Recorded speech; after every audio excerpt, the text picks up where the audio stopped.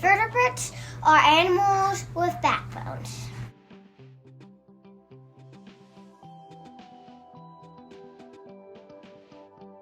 Mammals are warm-blooded vertebrates with fur and feed their babies with milk. Placental mammals. Placental mammals give birth to fully developed babies. Dogs are placental mammals. They have eyes, ears, nose, and tails. They have 4 legs and a furry coat. A litter has around 6 puppies. When a puppy is born, its eyes and ears are not open. Marsupials are mammals who give birth to pre-developed young into pouches. The joeys then continue developing in the pouch until they have outgrown it. One marsupial is the quokka. It is super adorable, though the worst marsupial when it comes to parenting. When pursued by a predator, most of the time a snake, and the mother quokka doesn't think she'll get away, she'll actually relax the muscles in her pouch and drop the joey so that the snake will get the joey and not the mother. Woof. Monotremes are mammals that lay eggs. Platypuses are monotremes. They live in Australian waters. They have a beaver tail, a duck bill, and flippers. Male platypuses have many spikes on their back feet.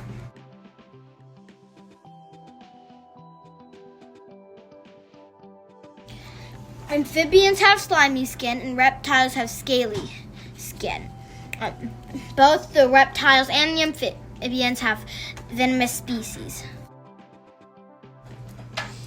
Reptiles and amphibians both live in every continent in the world. Amphibians have a metamorphic life cycle, and reptiles have fully developed young. Amphibians and reptiles. Both cold-blooded. They both lay eggs, but amphibians lay jelly legs in water. Reptiles, they lay hard eggs on land. Crocodile is a type of reptile like alligators, caimans, and crocodiles. Alligators lay up to 60 eggs. It takes 10 weeks to hatch. They eat turtles, small mammals, fish, and birds. They live in rivers, swamps, brackish marshes, and bayous. Squamata. Squamata is the order of reptiles, containing snakes and lizards. The smooth green snake lives in the northeastern U.S. They are green with a yellow tummy. They eat insects. Their mouths are too tiny to bite people.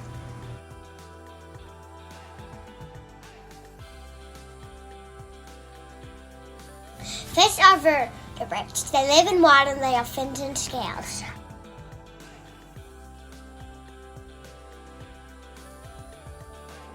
Okay, so today we are going to try to reverse dissect a fish. And that's a fish made out of paper.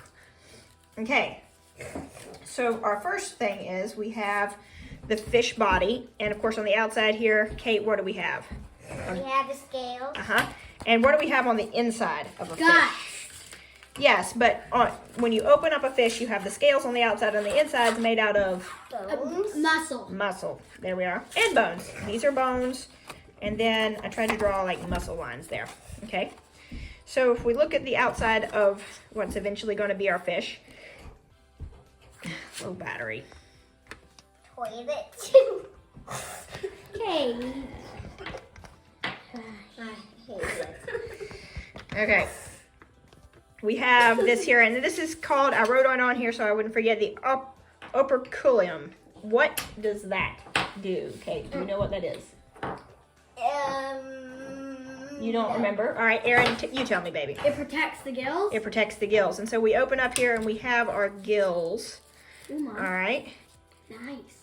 All right, so let's tell me the parts of the gill. Okay. Okay. I'm going to grab my notes because I don't remember all of it myself. And the gills have the gill. Okay, so yes, the gill fibers right here. What do the gill fibers do, Patrick? I don't know. They filter water. They filter the water. Well, the gill fibers actually are where the oxygen is separated out of the water and into the bloodstream. This is where in a real gill you have all the capillaries and stuff where it can actually enter the blood. Down here we have the gill rake, which I didn't do a real great job on. What does that do, Kate? Do you remember? It rakes up the water. Sort of. The gill rake is actually the filter part, right? That's what keeps sediment and other junk out of the gills. And then down here we have this white thing represents the gill arch. Real easy to figure name. Yeah. So we're going to put that back. Had to stick that like that because getting it all together is going to be a pain. All right, now, what is the caudal fin also known as? Tail. The tail. And I'm just going to take and And it helps you swim. it helps the fish swim. It basically is the motor for the fish. Yeah. We're going to take. It's like when Take I have that to be fella. the motor when you lose your balance when you're swimming. Well, you know, carrying you around is kind of hard to do. Yeah. All right. The pectoral fin. It goes on the. Nope, the pectoral fin goes here. Your chest muscles are your pectoral muscles, and the same is true on a fish. And this helps the fish steer, and it also gives it the ability to swim backwards if it gets in a jam. We're going to stick the pectoral fin. We can walk backwards any way we like. Well, yeah, we're not fish. All right, dorsal fins. Oh, they go down here. The dorsal fin. goes at the top. The dorsal fin goes at the top on the back, right? And does anybody remember what the type of fish was that we watched on the video, the dissection video we watched? Yeah, it wasn't a trout or a carp. No. A It round was it was a yellow Marin. perch. No, It was a yellow perch. perch. And the yellow perch actually have two dorsal fins. It has this big one, and then it has this kind of little one right here. All right. And then let's see. We also have the anal fin. Does anybody have a guess? Yeah, It goes at the bottom. It goes literally on the bottom. So I'm actually going to take and tape it to the outside of it. Obviously, it would go more on the actual bottom of the fish, but that's going to get in the way when we do our dissection, so we're going to stick it there. And then we have one more type of fin. Where did it go? Here we are. The pelvic fins. Anybody remember where those There. the pelvis. go? They go down here. That's weird. So we have all of our fins. All right. Oh, dear. So that is the outside of the body of our fish. I'm going to take and put some tape back here because I'm going to tape our fish together in the back so we can actually open it up. No. Okay. Well, it's just kind of So neutral at the moment. here's a thing you take. Okay, so now that we have our fish mostly together, we're missing something kind of important. The body, the inside, the body. No, look at this fish, and we're missing something kind of The important. head. We are missing the mouth. entire head of this fish. Yeah, it's sort of important. Okay, so it was actually really hard for me to get this fish head right. So it's a little, Not exactly. A head. it's not perfect. Yeah.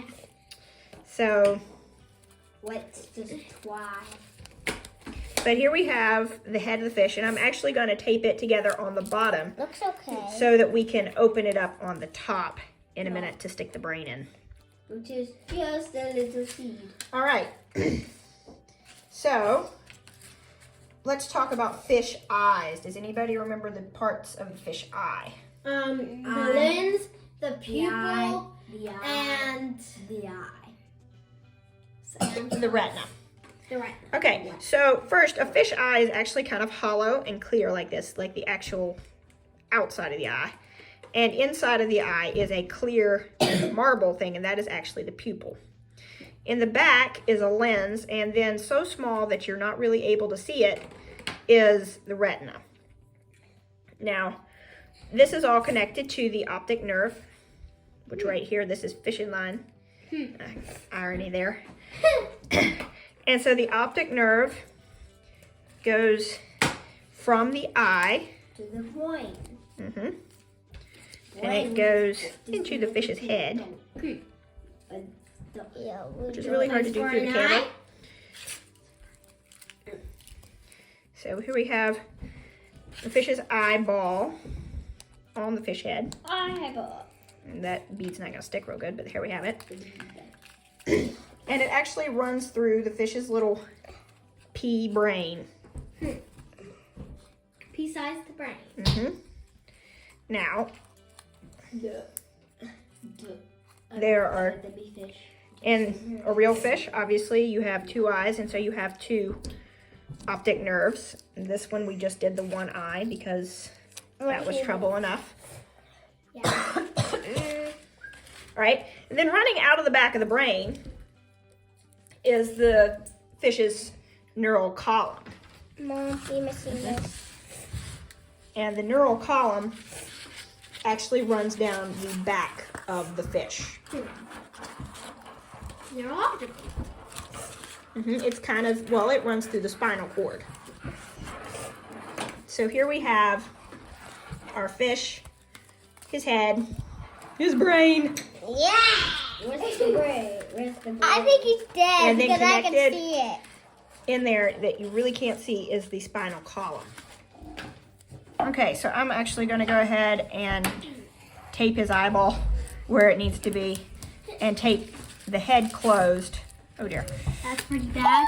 All right, I'm going to tape the head closed so that his brain doesn't keep popping out while we're trying to do the rest of the fish. That'd be bad. Yep. that down.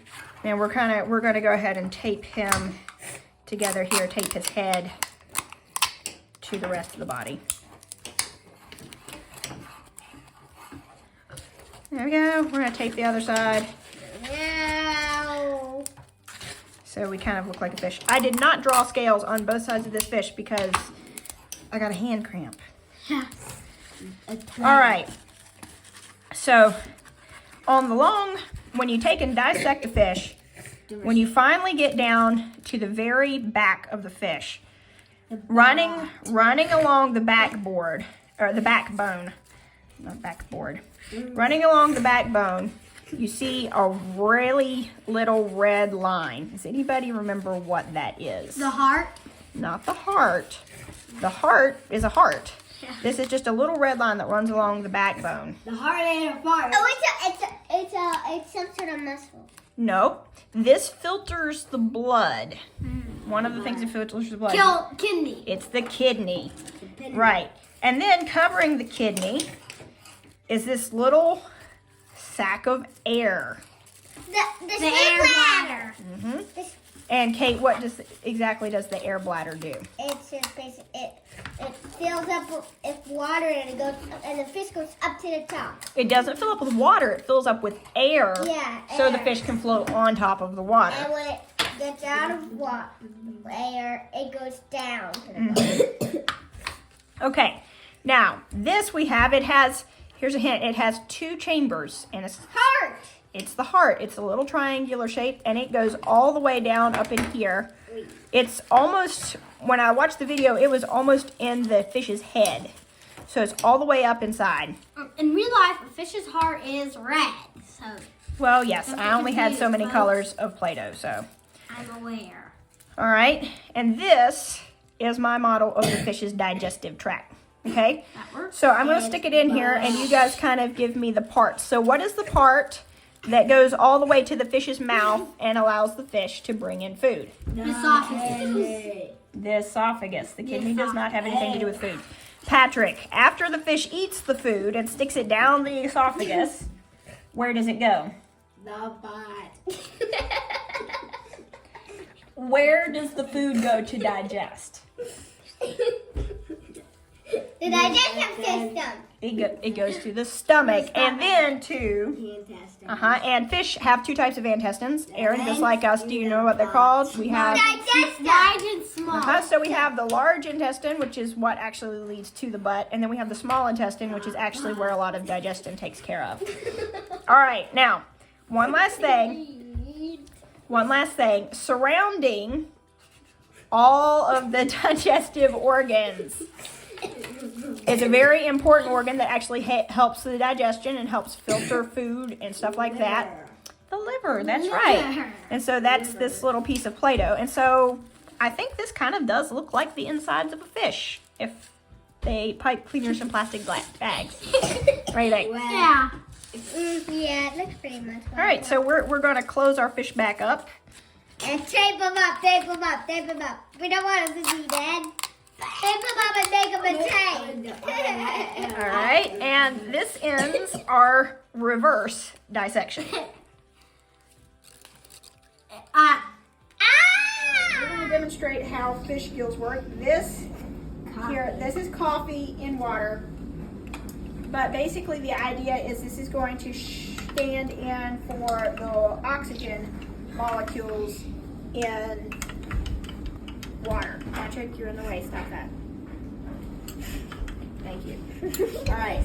Stop it, Kate. Okay.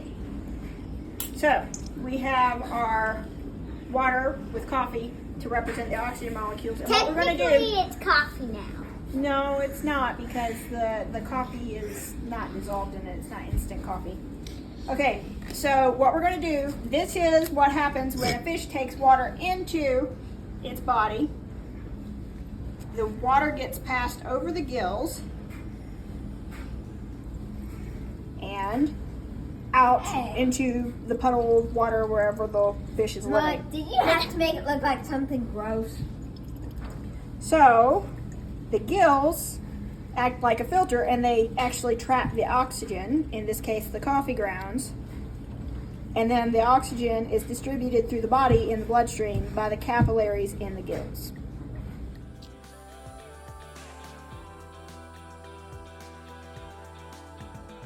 Birds are vertebrates that have wings, feathers, and lay eggs.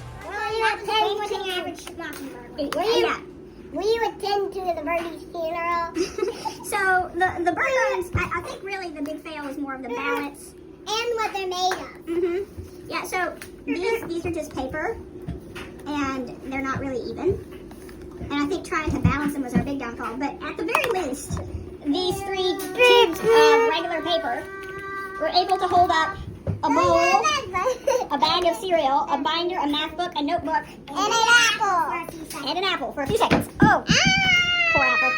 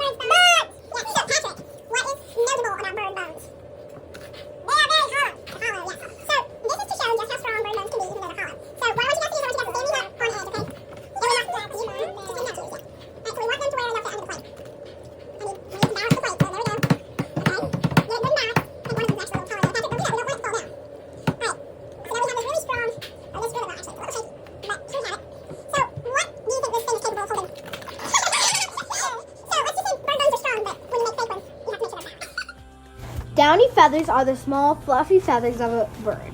The downy feathers keep the bird warm by trapping heat next to its body. All baby birds' first feathers are downy. When the chick is old enough to fly, he molts the downy, and those feathers are replaced by flight feathers.